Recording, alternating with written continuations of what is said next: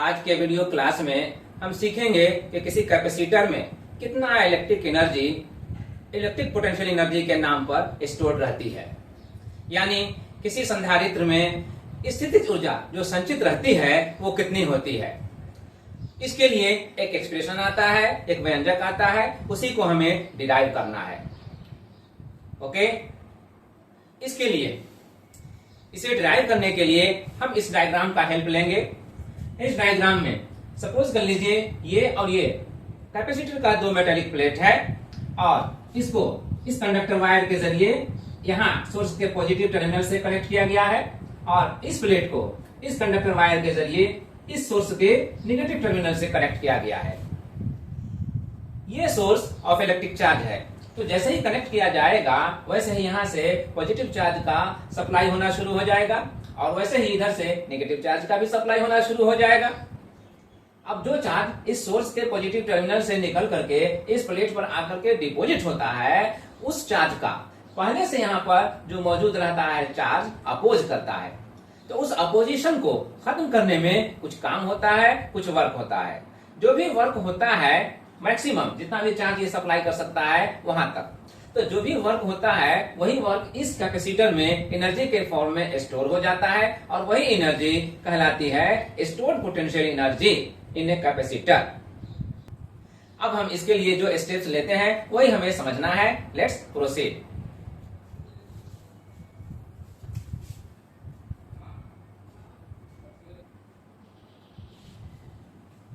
अब जो यहाँ पर सपोजिशन लिया गया है, माना गया है, उसमें Q the amount of charge deposited on either plate at any instant. कहां पर? कैपेसिटर के प्लेट पर। कैपेसिटर के प्लेट पर जो अमाउंट ऑफ चार्ज किसी टाइम t पर आकर जमा होगा वही चार्ज है Q। C the capacitance of capacitor, यानी संधारित्र की धारिता। तो जिस टाइम चार्ज Q यहाँ पर रहेगा इस प्लेट पर चार्ज तो जैसे जैसे यहाँ सोर्स से सप्लाई होगा वैसे वैसे आकर के यहाँ पर इंक्रीज करता रहेगा और इसी दौरान किसी टाइम t पर चार्ज कितना है? Q है, ये हम सपोज कर रहे हैं। तो जिस टाइम यहाँ पर चार्ज Q आकर के जमा होगा इस प्लेट पर, तो उस टाइम दोनों प्लेटों के बीच इस पर चूंकि पॉजिटिव चार्ज रहेगा और इस पर नेगेटिव चार्ज रहेगा, तो उस टाइम दोनों प्लेटों के बीच का पोटेंशियल डिफरेंस कितना होगा हम ये कैलकुलेट कर सकते हैं इन दोनों इंफॉर्मेशन के बेसिस पे। PD across the plates, यानी प्लेटों के बीच का विभवांतर इक्वल टू Q/C, और इसी को हम यहां पर सपोज करेंगे V। तो इस Q/C को हम सपोज कर रहे हैं, मान रहे हैं V, लेकिन ये भी इस V के बराबर अभी नहीं है।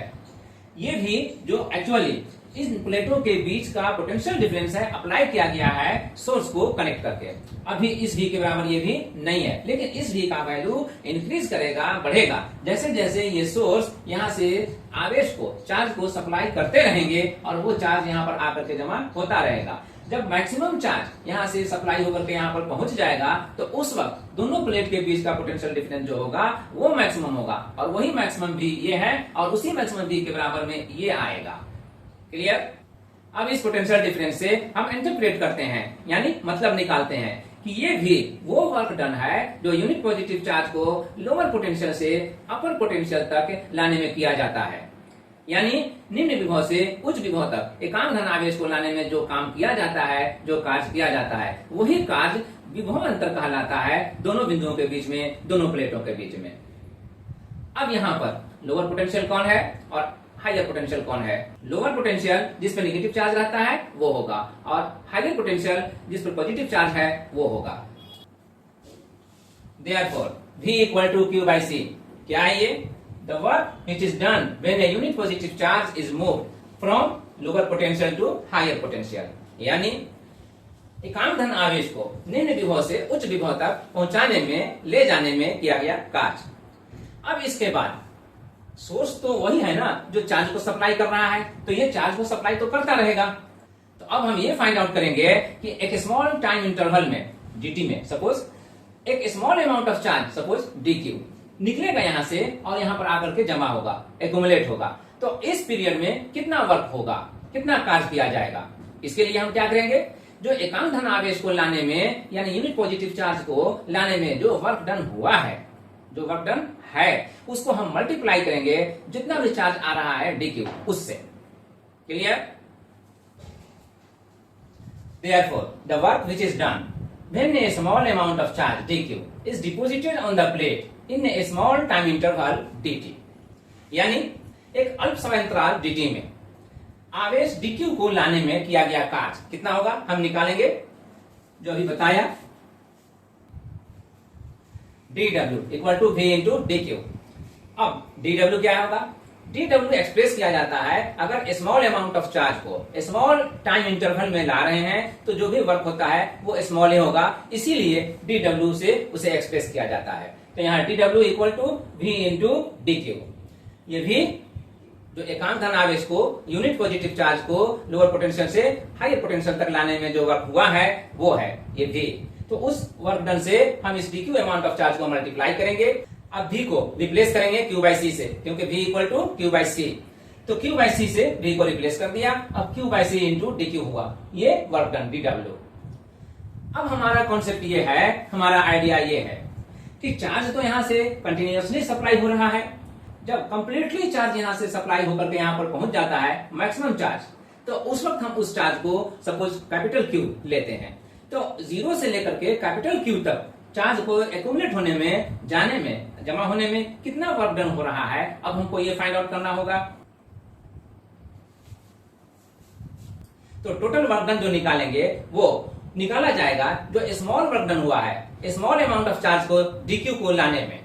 तो वैसे वैसे करके dq अमाउंट ऑफ चार्ज को लाने में जो वर्क डन होगा dw उन सबों को हम क्या करेंगे, ऐड करेंगे। तो ऐड करने का काम कैलकुलस में इंटीग्रेशन मेथड से लिया जाता है और यहाँ पर इंटीग्रेट हो रहा है w इक्वल टू dw का इंटीग्रेशन। अब इस इंटीग्रेशन में dw को हम रिप्लेस करते हैं इससे जो हमने dw के लिए फाइंड आउट किया हुआ है, निकाला हुआ है q by C times dq इससे।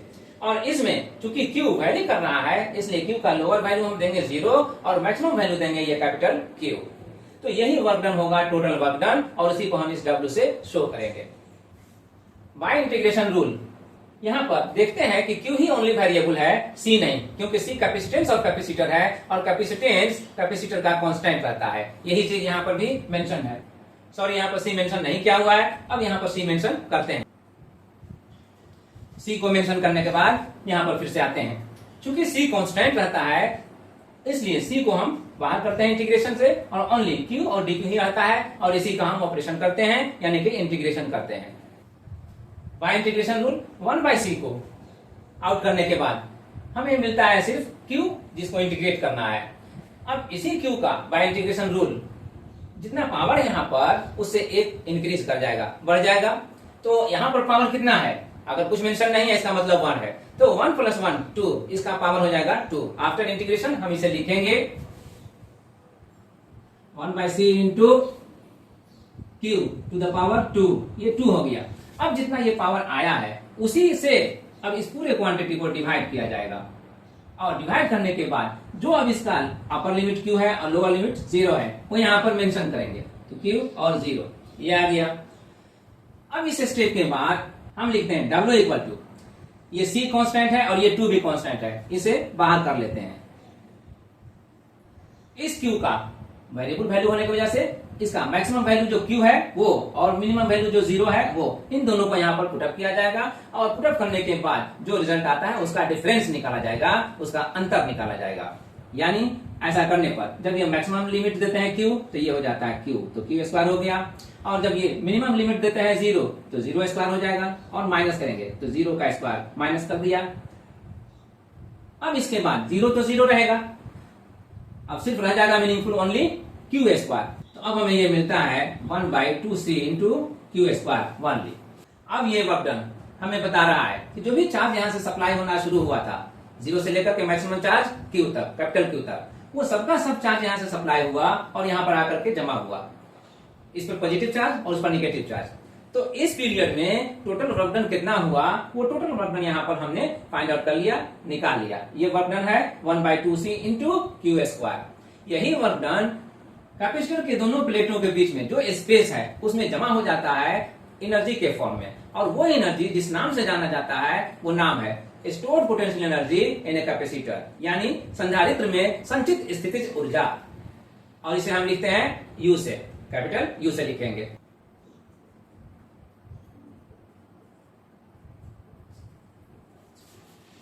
Therefore, total stored potential energy in the capacitor, यानी संधारित्र में कुल संचित स्थितिज ऊर्जा U equal to 1/2c into Q square. इसी रिजल्ट को हम एक और मेथड से डिराइव कर सकते हैं, लेट्स सी। सेकेंड मेथड के लिए हमारा आइडिया ये है कि जो भी चार्ज इस सोर्स से सप्लाई होगा वो सब का सब यहाँ आकर के इस प्लेट पे, कैपेसिटर के प्लेट पे डिपोजिट होगा। कैपेसिटर के प्लेट पे डिपोजिट होते ही ये चार्ज प्लेट हो जाएगा और इसकी वजह से इलेक्ट्रिक फील्ड बनेगा। तो इलेक्ट्रिक फील्ड इन प्लेटों के बीच में भी बनेगा। अब वो जो इलेक्ट्रिक फील्ड दिया जाता है due to the charge plate वो है E equal to sigma by epsilon naught. तो यही वो एक्सप्रेशन है इलेक्ट्रिक फील्ड का, जो कोई चार्ज प्लेट किसी भी पॉइंट पर इलेक्ट्रिक फील्ड को डेवलप करता है। यहां पर आगे बढ़े इससे पहले एक पॉइंट यहां पर क्लियर करते हैं।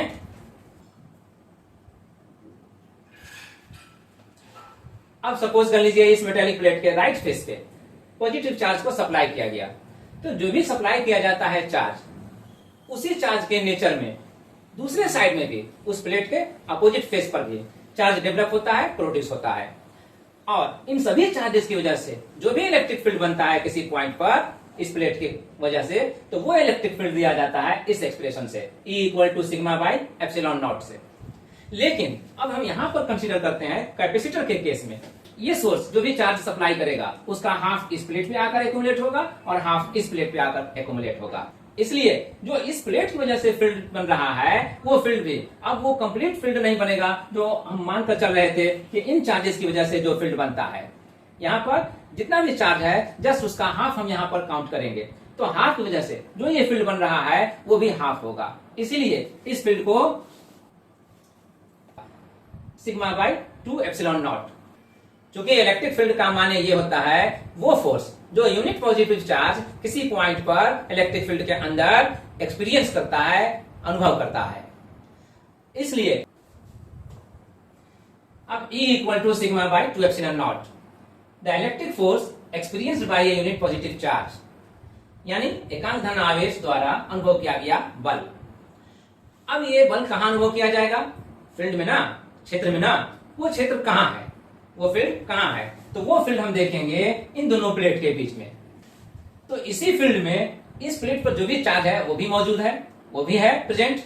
तो ये सारा का सारा चार्ज कितना फोर्स को एक्सपीरियंस करेगा, अनुभव करेगा।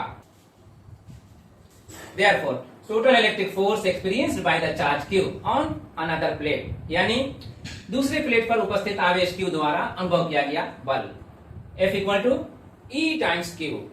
अब इस E को जो हमने अभी भी देखा है result sigma by 2 epsilon naught, उससे रिप्लेस करेंगे।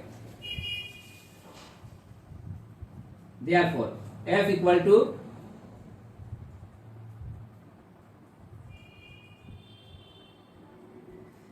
Sigma by 2 epsilon naught times Q। तो F equal to sigma by 2 epsilon naught times Q ये आ रहा है। अब इसमें सिग्मा क्या है? तो सिग्मा कैपेसिटर के किसी भी प्लेट पर जो amount of charge per unit area present रहता है उसको एक्सप्रेस करता है, यानी कि Q बाई A। तो हम इस सिग्मा को उस Q बाई A से रिप्लेस करेंगे, Q by 2 epsilon naught A times Q। इस सिग्मा को हमने Q बाई A से रिप्लेस किया। अब इसके बाद ये टोटल फोर्स हो रहा है, ये रिजल्ट मिलता है हमें F equal to 1/2 epsilon naught times Q square by A। Q और Q दोनों मल्टीप्लाई होगा और आएगा Q स्क्वायर। तो अब ये फोर्स अगर होगा तो इस फोर्स की वजह से यहां पर रहने वाला चार्ज शिफ्ट किया जाए अगर इस प्लेट से इस प्लेट तक, तो जितना डिस्टेंस से शिफ्ट किया जाएगा उस डिस्टेंस को अगर मल्टीप्लाई कर दिया जाए इस फोर्स से, तो फिर यहां से यहां तक लाने में, शिफ्ट करने में जो भी वर्क डन होगा वो निकल जाएगा। यही आइडिया हम यहां पर अप्लाई करते हैं। Therefore, total work done when charge Q is moved through a distance d. d क्या है? Separation between the plates. Capacitor के प्लेट के बीच का डिस्टेंस d है। तो आवेश Q को संधारित्र के एक प्लेट से दूसरे प्लेट तक विस्थापित करने में किया गया कार्य क्या है? W equal to F into D. अब यहाँ पर F को हम रिप्लेस करेंगे, जो अभी इसका एक्सप्रेशन हमने डिराइव किया था। W equal to Q square by 2 epsilon naught A times D। अब ये F को रिप्लेस करने के बाद ये एक्सप्रेशन लाया और उसको D से मल्टीप्लाई किया, वर्क डन निकल गया। यहाँ पर जो भी चार्ज है उसको यहाँ से यहाँ तक अगर शिफ्ट किया जाए तो कितना वर्क डन होगा, वो वर्क डन यहाँ पर निकल गया। तो अगर ये वर्क डन है तो फिर हम इसे इस तरह से एक्सप्रेस कर सकते हैं, Q square by 2 epsilon naught A। अब इतना के बाद ये D है, D को यहाँ ना रख करके यहाँ एप्सिलॉन नॉट A का डिनोमिनेटर बनाया जा सकता है। यस, तो अगर डिनोमिनेटर बना देते हैं तो अंडर ब्रैकेट हम इस टर्म को रख देते हैं epsilon naught A by D। अब ये क्या है? अब इस अंडर ब्रैकेट टर्म्स में एप्सिलॉन नॉट एक कांस्टेंट है। ये कांस्टेंट कौन सा है? कांस्टेंट ये कांस्टेंट है दोनों प्लेट जो कैपेसिटर है उनके बीच में जो मीडियम है, यहाँ पर एज्यूम करते हैं एयर।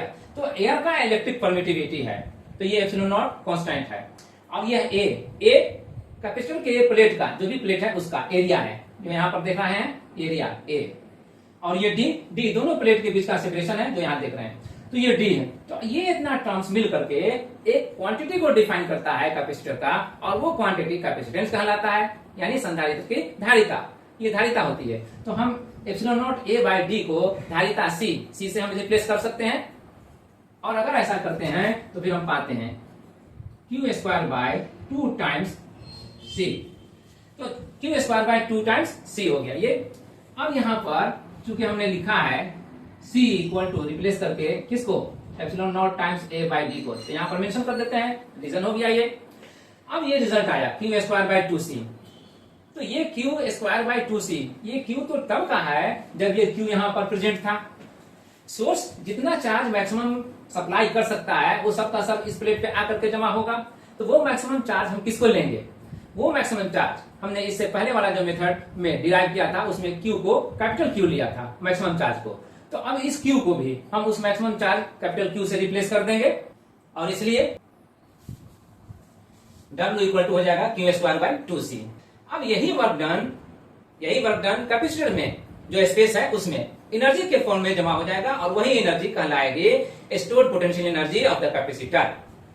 और इसी को हम लिखते हैं therefore U equal to Q square by 2C।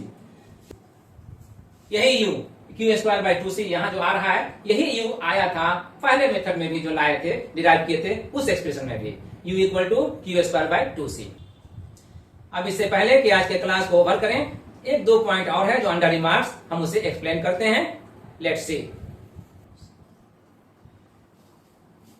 पहला पॉइंट है, चूंकि हम जान गए हैं U बराबर क्यू स्क्वायर बाय 2C होता है, लेकिन Q भी तो C इंटू V से दिया जाता है, इसलिए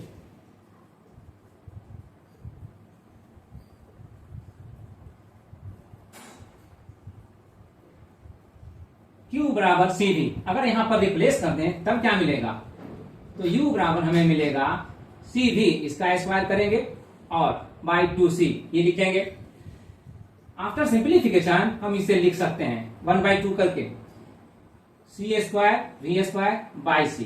तो सिंप्लीफिकेशन में ये C और ये C स्क्वायर का पावर 2 जो है वो कैंसिल हो जाएगा। तो अब हमें मिलेगा क्या? अब हमें मिलेगा U equal to 1/2 times C V square. तो अब U equal to half C V square, ये फॉर्म है, दूसरा फॉर्म है एनर्जी के लिए, और इनफैक्ट यही ज्यादा और मोस्ट पॉपुलर फॉर्म है, U equal to half C V square. Clear? अब आते हैं दूसरे पॉइंट पर। सेकेंड पॉइंट में हमने लिया है U equal to half C V square. अगर U equal to half C V square है और वॉल्यूम बिटवीन द प्लेट्स कितना होगा? तो वॉल्यूम बिटवीन द प्लेट्स, जो प्लेट के बीच में स्पेस है उसी का वॉल्यूम, उसी का आयतन। तो आयतन निकालने का, वॉल्यूम निकालने का एक बेसिक फॉर्मूला है आधार का क्षेत्रफल गुने ऊंचाई या लंबाई। तो क्षेत्रफल आधार का अगर लिया जाएगा तो यहाँ पर ये प्लेट जो है वो आधार का काम करेगा, और इसी का एरिया A यहाँ पर लिया गया है A, और इस प्लेट से इस प्लेट के बीच में जो स्पेस है उसकी लंबाई d हम ले रहे हैं, तो यही ऊंचाई या लंबाई होगी उस स्पेस का जो यहाँ बनता है दोनों प्लेट के बीच में। तो उस d से हम इस a को मल्टीप्लाई करेंगे। अब ये वॉल्यूम हो गया। तो इसी वॉल्यूम में, इसी पूरे स्पेस में ये एनर्जी स्टोर्ड है, जमा है। तो 1 यूनिट वॉल्यूम में कितना एनर्जी स्टोर होगा, जमा होगा, हम ये कैलकुलेट कर सकते हैं इस पूरे एनर्जी को इस वॉल्यूम से डिवाइड करके। Yes, therefore energy stored per unit volume यानी एकांक आयतन में संचित स्थितिज ऊर्जा।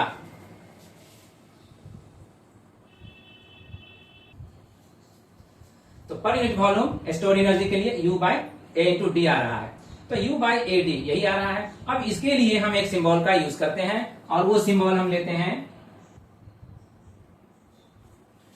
Yes UA।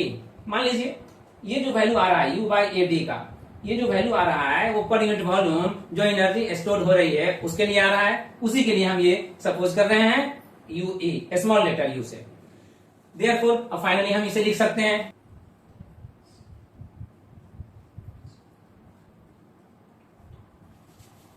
जो per unit volume energy store का एक्सप्रेशन है वो U बाई ए डी है।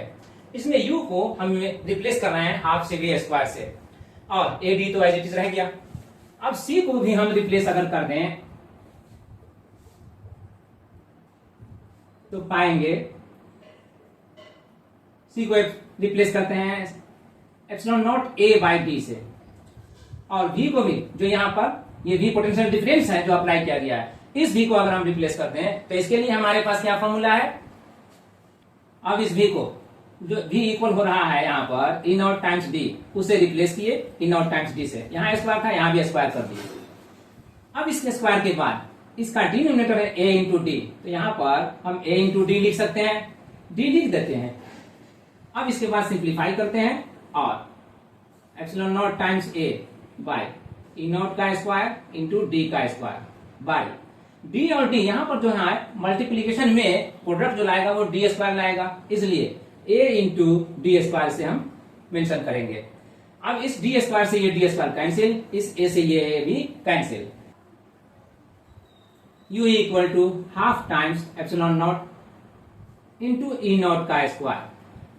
तो ये जो रिजल्ट मिला वो इन कैपेसिटर के बीच में जो स्पेस है per unit volume store potential energy का मिला। यही हमारा आज का दूसरा रिमार्केबल पॉइंट था। अब इसी के साथ ये कंक्लूड होता है, और इसी के साथ कंक्लूड होता है हमारा आज का वीडियो क्लास। मिलते हैं फिर किसी अगले वीडियो में, फिर किसी दूसरे टॉपिक पर डिस्कशन करते हुए। Thank you.